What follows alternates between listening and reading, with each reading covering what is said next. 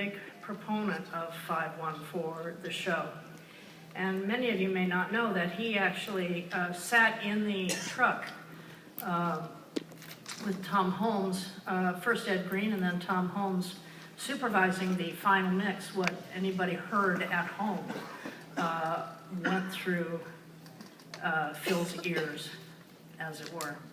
And I think the Grammys have been so fortunate to have had Phil supervising the sound for the show. It is such a huge undertaking. It's unbelievable, but in pure Phil fashion, he was always so calm about it, no matter what was going on.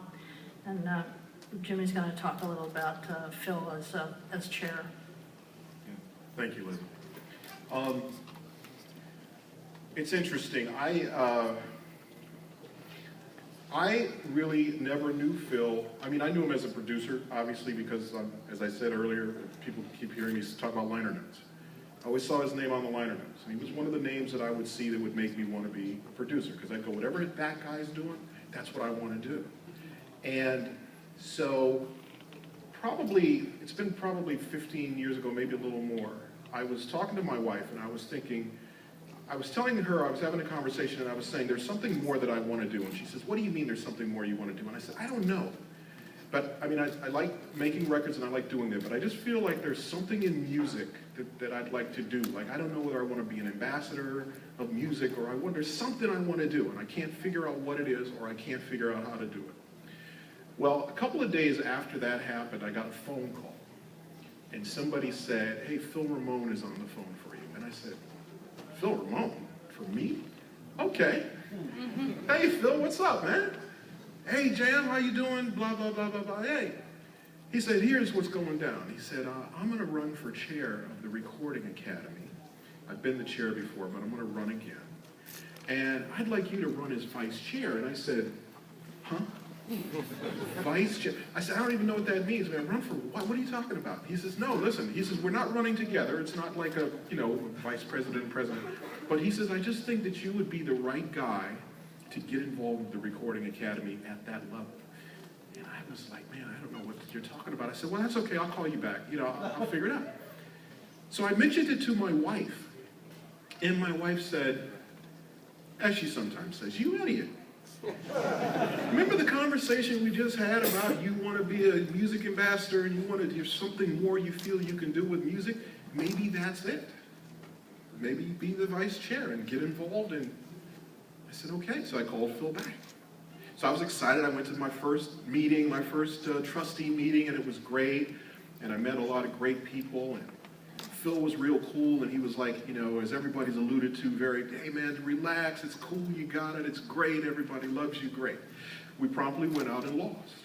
He lost chair, I lost vice chair, right? So afterwards, I go to Phil and he goes, hey man, don't worry about it, don't be upset, whatever. I said, no, actually, Phil, I'm cool with it, because I really didn't know what I was even doing. But I like that you believed in me, I appreciate, that you believed in me. So anyway. He kind of stuck with me. He said, you should continue to do this. You should continue to do this. It's a great thing, And it was probably about 10 years later, after being on the trustee board and doing all that I actually ran for chairman. And I actually won.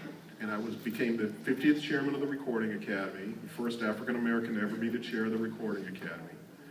And when I think about that, I know that path was set by Phil Ramone. Simple as that.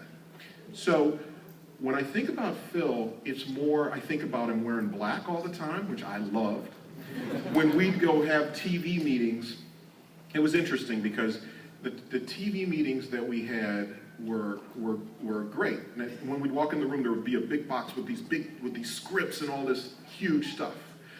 And every day I'd go to the meeting and I'd take my packet out and it'd have my name on it, and we had the script, and we'd sit at the table and go through the script and stuff. And Phil's would always be there. Like, he'd forget the script. He's like, yeah, I don't care about the script.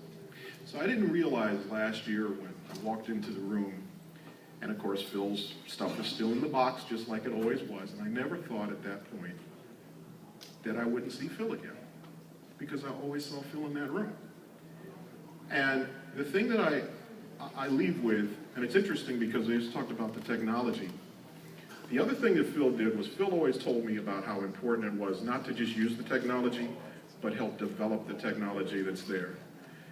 And as me and my partner now are involved in doing that, I once again thank him and know that he's the one that set me on the path to think about that. So I think my thought at the end of the day about the production, the technology, all the stuff, Phil was a great guy. That's how I remember him. I remember him as a nice guy. And that's always how I say I want to be remembered. So I think my final thought about Phil is, you know, when I grow up, I want to be just like Phil.